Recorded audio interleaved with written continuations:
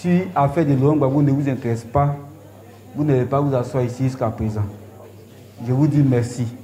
Merci de toujours porter à cœur Laurent Gbagbo. Merci de toujours soutenir Laurent Gbagbo. Merci de toujours prier pour Laurent Gbagbo. On a marché pendant longtemps. On a souffert pendant longtemps. Et nous sommes au bout de nos souffrances. Et ce n'est pas le moment d'abandonner la marche. Ce n'est pas le moment de se reposer. Ce n'est pas le moment de se décourager. Ce n'est pas le moment de se laisser distraire. Et ce n'est pas le moment de désespérer. On a connu pire que ce qu'on vit maintenant. On était au fond du trou. Les gens ont pris Gbagbo, ils l'ont enchaîné, ils l'ont envoyé en prison. On dit qu'il ne va plus jamais revenir. Mais vous avez cru, vous avez prié, vous vous êtes levé, vous avez décidé que Laurent Gbagbo ne sera pas abandonné. Et vos prières, votre mobilisation, votre soutien a fait que le bien aller qu'on a donné à Laurent Gbagbo là, s'est transformé en bien aller-retour.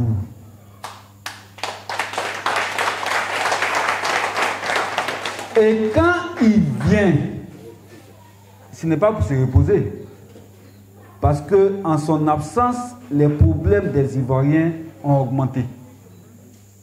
En son absence, le kilogramme d'EVA qu'on achetait à 1000 francs, 1200, 1300, 1400, 1500 est devenu maintenant 200, 250. 300. Ça, c'est quand on a la chance. En son absence, les frais d'inscription ont augmenté. École primaire, école secondaire, à l'université, tout a augmenté. En son absence, la viande a augmenté, le riz a augmenté, l'huile a augmenté, le lait a augmenté, le carburant a augmenté, le gaz a augmenté, l'eau a augmenté, l'électricité a augmenté, tout a augmenté.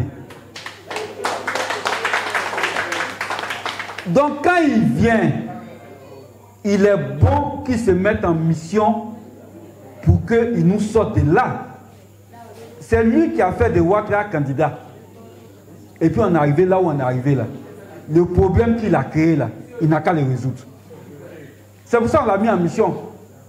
Celui à qui tu as permis d'être candidat, alors qu'il ne pourrait pas être candidat, il faut t'arranger pour l'enlever devant nous. Et il nous a dit, je suis prêt. Mais est-ce que moi, je peux compter sur vous aussi? On lui a dit, oui, nous sommes prêts. Il dit, est-ce que les Adjoukou sont prêts? On dit, oui, les Adjoukou sont prêts. Est-ce que Nouveau-Noussou est prêt? On dit, oui, Nouveau-Noussou est prêt.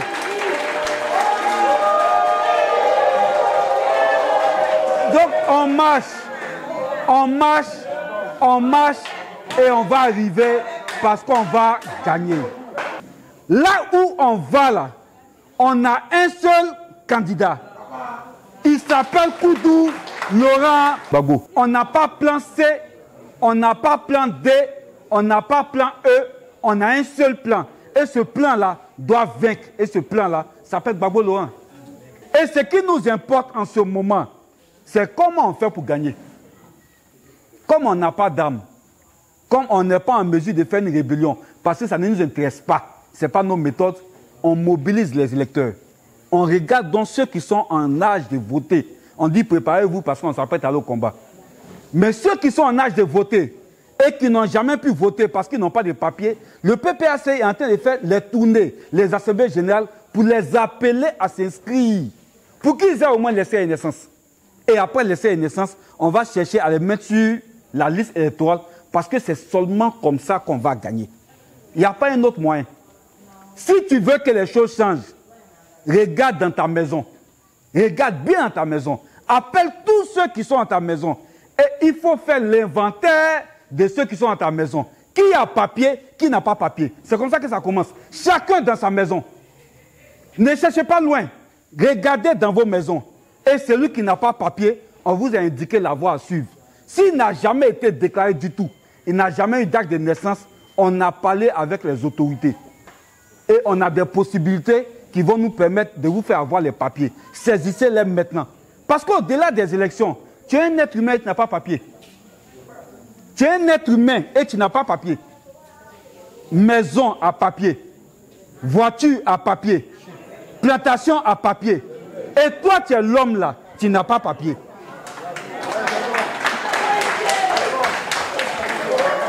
C'est le seul message que nous avons à vous donner. Préparez-vous. Parce que ceux-là, on ne va plus les voir à partir de 2025. Ceux-là, on ne va plus les voir à partir de 2025. Ceux-là, on ne va plus les voir à partir de 2025. Il leur reste 1 mois, 2 mois, 3 mois, 4 mois, 5 mois, 6 mois, 7 mois, 8 mois, 9 mois, 10 mois, 11e mois. Quand on dit 12e mois net, c'est fini. Ils sont partis. Mais ça dépend de vous. Si vous les aimez, ne mettez pas vos enfants sur la liste étoile. Si vous les aimez trop, vous-même ne vous préparez pas pour aller voter. Le message, il est simple. Tous les autres messages sont des messages des gens qui sont distraits. Le parti est focus. Nous sommes un parti organisé. Quand Gbagbo est venu, il a dit, je vais créer d'abord mon parti. Et il a créé le parti. Regardez bien la démarche de Gbagbo. On part du Front populaire ivoirien au PPACI. Parce qu'il a compris que l'idée de souveraineté ne doit pas être seulement sur les Ivoiriens, mais il faut que tous les Africains épousent cette idée, parce que c'est ensemble qu'on est fort. Et regardez les autres pays de l'Afrique. Les idées de Gbagbo sont ces idées-là qui dirigent maintenant le Mali, qui dirigent maintenant le Burkina, qui dirigent maintenant le Niger, qui dirigent beaucoup d'autres pays en Afrique, parce que l'idée de Gbagbo a contaminé l'Afrique et est en train de prendre tout le monde entier. C'est de ça qu'il s'agit. Et quand on avance, il dit, je vais créer le parti des peuples africains. Mais c'est un message. C'est un message qui est fort. C'est une évolution de la pensée politique de l'homme Laurent Gbagbo. Et ce message-là, il a construit pendant 8 ans d'emprisonnement. Il s'est assis, il a réfléchi. Mais qu'est-ce qui n'a pas marché? Qu'est-ce que je n'ai pas bien fait? Comment je dois faire pour libérer les Ivoiriens qui ont un nouveau parti avec une nouvelle vision? C'est ça qui est PPACI. Et quand on est au PPACI,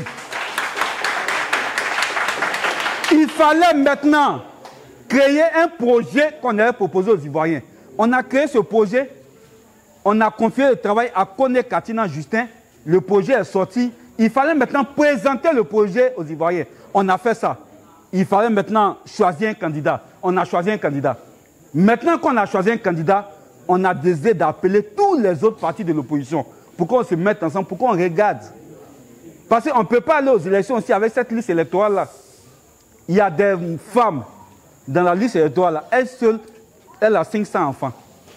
C'est la femme la plus fertile de l'humanité. Ça, on ne peut pas accepter. Il y a des gens qui ne sont plus de ce monde, mais leur nom est sur la liste électorale. Et Gbagbo qui est vivant là, on dit son nom n'est pas sur la liste électorale. Est-ce que ça vous pourrez accepter? Est-ce que ça vous pourrez accepter? Quand on dit son nom n'est pas sur la liste électorale, Djamalak demande, mais pourquoi son nom n'est pas sur la liste électorale? On dit à Djamalak, parce que Gbagbo a braqué. Donc Gbagbo là c'est un braqueur.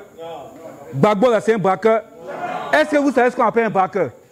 C'est quelqu'un qui casse porte, qui rentre dans une maison, qui met tous les habitants à terre et il prend ce qu'il veut et puis il s'en va. Est-ce que ça c'est le travail de Gbagbo? Est-ce que braquage c'est bon nom? On dit nous nos papas là, il n'est pas braqueur. C'est tout ce qu'on dit. On dit nous nos papas là, il n'est pas violent. Dans ce pays-là, on connaît les violents. Dans son pays-là, on connaît les braqueurs. Si c'est les braqueurs de BCO qui cherchent, on sait où ils sont.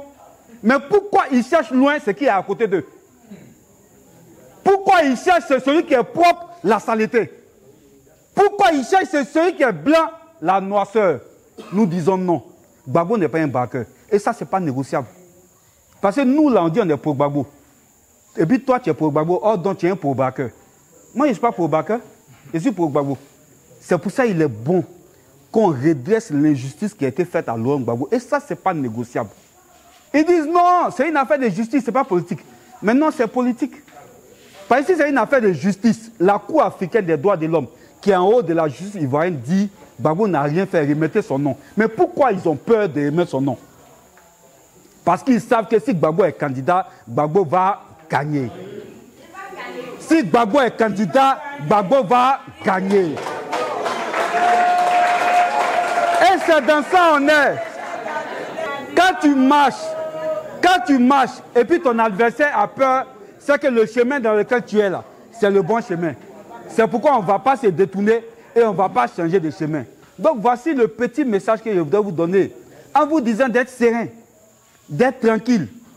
Gbagbo, là, sa force, là, c'est venu d'ici. Quand il allait en France, il est revenu et qu'il voulait créer un parti, là. Il n'est pas parti à Tenguela pour créer ça.